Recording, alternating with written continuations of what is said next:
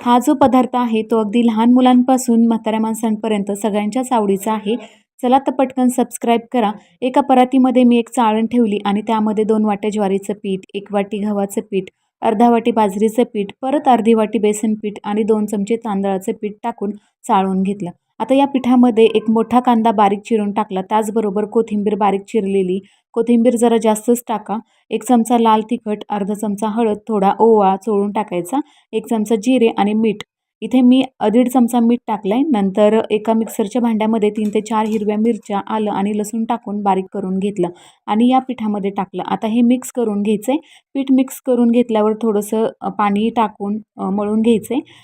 जास्तही पातळ नाही किंवा घट्ट नाही, मिडियमच ठेवायचे पीठ. तर इथे मी पीठ मळून घेतले. नंतर एक सुती कापड घ्यायचं. तुम्ही रुमालही घेऊ शकता, छोट्या साईजचं घ्या. हा रुमाल मोठा असल्याने मी त्याची घडी घालून घेतली आहे.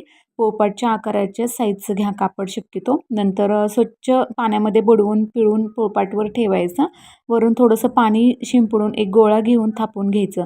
नंतर बोटाने होल करून घ्यायचं. आता तवा गरम झाला की त्याच्यावर थोडं तेल सोडायचं आणि हे थालीपीठ त्यावर टाकून घ्यायचं.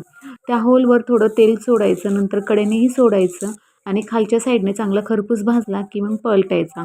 आणि थालीपीठ आपल्याला फुल गॅस करूनच भाजायचे, म्हणजे शक्यतो चांगलं खरपूस भाजतात. तर हे थालीपीठ आरोग्यासाठी खूप पौष्टिक आहेत.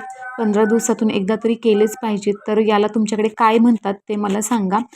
माझ्या माहेरी तर याला धपाटे बोलतात आणि सासरी थालीपीठ बोलतात.